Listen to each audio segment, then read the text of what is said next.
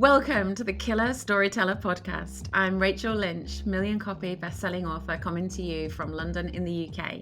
It's great to have you joining us for a very special launch of this brand new podcast with my Aussie mate, Kristy Horne.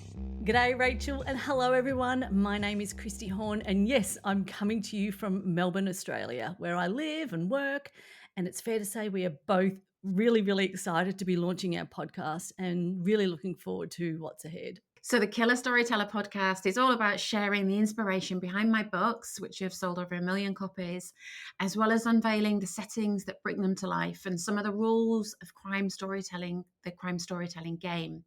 Me and Kristy will pull apart the plots and some of the secrets of writing from start to finish and what goes into crafting a best-selling crime novel from both sides of the story, from the reader and from the writer. That's right. Sounds perfect, Rachel, and I absolutely cannot wait. But before we dive into all the nitty gritty of all the books, perhaps we can share a little bit about ourselves with our lovely listeners.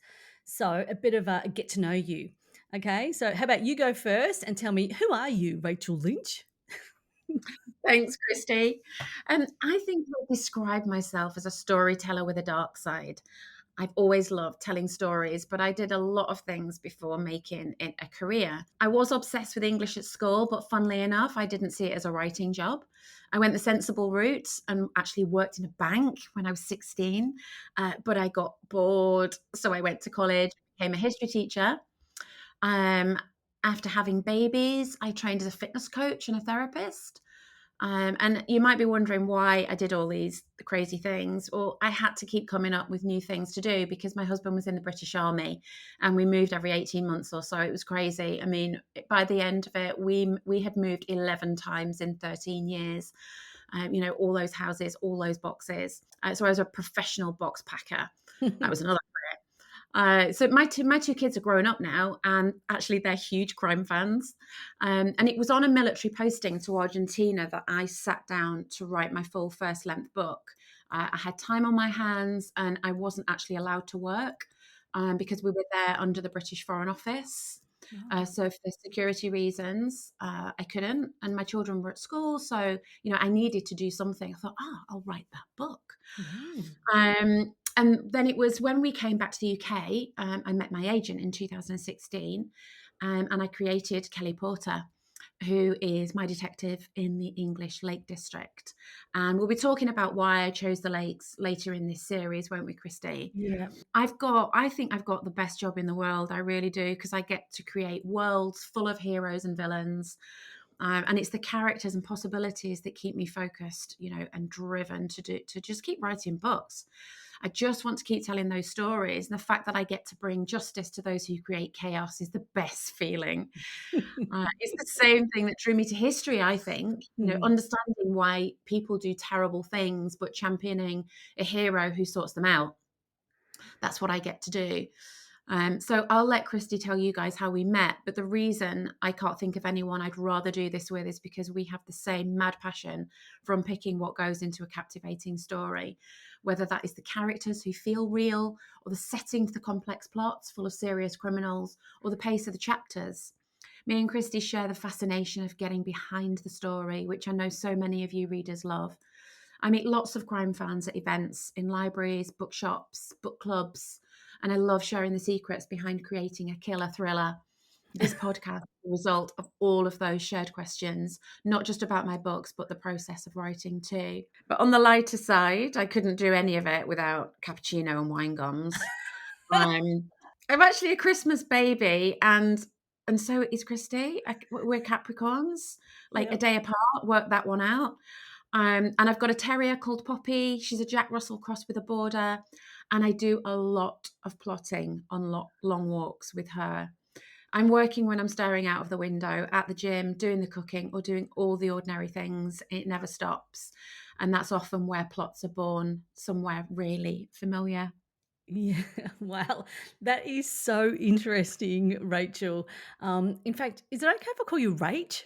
Oh, obviously. Great. I absolutely loved hearing that, and it's great to learn a bit more about you too. Okay, so first let me introduce myself. I'm Kristy, living in Melbourne, Australia, where I work at the Centre for Social Impact at Swinburne University. And my background is in marketing, communications, event management, and podcast production.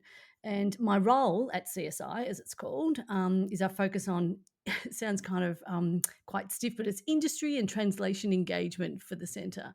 As of this year, I've actually started working part time, which is now allowing me to have a wonderful work life balance. And I also have a passion for cycling, which I've just joined a cycling club, tennis, and I once coached in the US a long time ago. And of course, podcasting. I absolutely love podcasting. But I want to share the story of how we met because it's quite a tale. I have another podcast with my cousin Ben called Two Cousins, One Chat. And each year we have a secret Santa or a KK.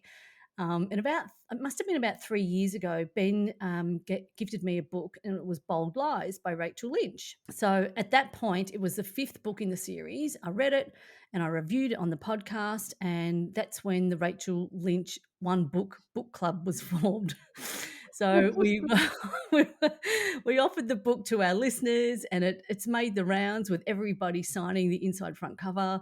And then we thought, hang on a minute, let's invite Rach onto the pod. And then, so I think I found you through Instagram. And she said yes. So the three of us, Ben, Rach, and I, we clicked right away. So we had the one book, which was Bold Lies, and then I came across another book set in this random shop in far remote Western Australia called Kalbarri. Look it up on the map, guys. It's just so far away from where I live. It's the other side of the country. And soon we had two books and three and so on and so on. So we had Rach back on the podcast, and we even planted the idea of her visiting Australia. So about 12 months ago, Rach and I began discussing the idea of doing a podcast and covering each and every Rachel Lynch book. And here we are. So it's really super exciting. And we have affectionately dubbed Rachel Lynch as Aussie Rach, and she feels like family now. So we're basically twins. And with the time difference, we're born on the same day as well. So there you go. There you go. So I've been creating and producing podcasts for a couple of years now, and it started during the COVID times. So I really enjoy it. So this podcast with you, Rach, is going to be fantastic. I'm really looking forward to exploring all the behind the scenes content with you, discovering more about crime writing and the creative process, because I love reading your books, and now I get to ask all the questions, which I hope all our lovely listeners will be, just wrapped about. So Oh, I've already thanks. read, I think, 8 books, and Yeah. on my other podcast, I'd already been doing a book review on each one of them. But now some of them I can't get in Australia. So your publisher has kindly sent me a suite of books, which is great. So I've been Yeah. reading them on my phone. Yeah, because audio is really popular as well. Everybody has their favorite method, don't they? They do, and I love listening to audiobooks, but I actually really like it in my hand as well. Yeah. So I'm actually listening to one on audio right now, and I'm going to go back and reread all of the books again. So, but I've already started making some notes on questions I want to ask you. I can't wait to ask you so many questions, Rachel. A fun fact on that one, which people probably, will find quite strange, is that when I'm working on a book, I see it as my creative brain, like one part of my brain that is completely isolated and it's focused and it's on that task. And then when you're editing, you're using a different brain. That's my teacher brain, because I'm red penning my own work. But then what I do, and I don't know whether many authors do this, is that then I clean the document and I send it over to my Kindle. And then I read it in my Kindle, because Oh, you would not believe how many mistakes I find when I'm just reading a book for pleasure. And my work brain is switched off and I'm just in my Kindle reading for pleasure. And that's when some of the best editing is done, because it's my reader brain that's going through it. It's it's fascinating how it works. that is unbelievable. Here's a question without notice for you, Rach. What do you read for pleasure? Like, do you read other books than your own? Yeah, do you know, I don't get a lot of time to read for pleasure anymore, because I get sent books to review, and they're often crime books. So it is for pleasure as well because I love them. But I get sent so many that really any free time that I have to read, that's what I read is books for review. So current, crime. But I will say that I still do read history books. I don't know whether you know Dan Stone, but he's an incredible historian, but he makes history really accessible. I've just finished one of his on Yeah, Henry I VII. don't know. Oh, wow. So yeah, I still read history. I still love reading history. But yeah, I don't get a lot of time. A lot of my spare time is spent on dog walks. Coming up with interesting ways to kill people. Yeah, great. I get stuck in a cycle. So I read like, there was like 6 in the series, or and then I'll get stuck on reading. I've been reading these outback Australian books, and there's this one town, it's called the Bunyip or something like that, Bunyip Beach, I think it is. And then they go through all these different characters in the town, but all the books are interlinked, and it was really, really interesting. I really loved it. Made me want to go Wow. there, but there was a few murders and stuff, so maybe not. But the thing is about local history is that I always say if a writer has imagined it or a movie producer has imagined it, it's already happened. Life really is stranger than art. That's I think that art is reflective of life rather than the other way around.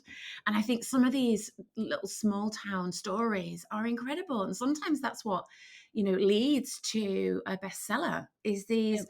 small ordinary stories. You throw in a Yeah. few murders, you've got a bestseller. I laugh, but crime writers are some of the loveliest people that I know. You think that we're sort of we've got all these dark deeds in our head 24/7, but you really sort of need a good sense of humor as well to let off steam too. And honestly, crime writers are the loveliest people. That's great. Well, I'm so looking forward to learning more about you and all about the creation of not only D.I. Kelly Porter, but all the other books that you've written as well. Okay, guys, that's a wrap for this taster of what's to come on the Killer Storyteller podcast. And we really hope that you enjoyed learning a little bit more about us as your hosts, what makes us tick, as well as what's coming up next. And kicking off in our next episode, we'll be meeting D.I. Porter, who she is, what drives her, and how she catches the bad guys. Fantastic. I just absolutely cannot wait. Rach, we totally nailed this first episode. And how do you feel? Super excited to get going, Kristy, and to everybody out there, please ask us loads of questions and get in touch. And remember, you can listen to us on Spotify or on our YouTube channel. Please subscribe so you never miss an episode. And actually, our Instagram page is now set up too, so you can catch up with us on there. And I'm on X, and we'd love to hear from you and where you're tuning in from. And if you send us a question, we'll make sure to answer it in our next episode. See you next time. Bye for now. Oh, yeah. Bye for now.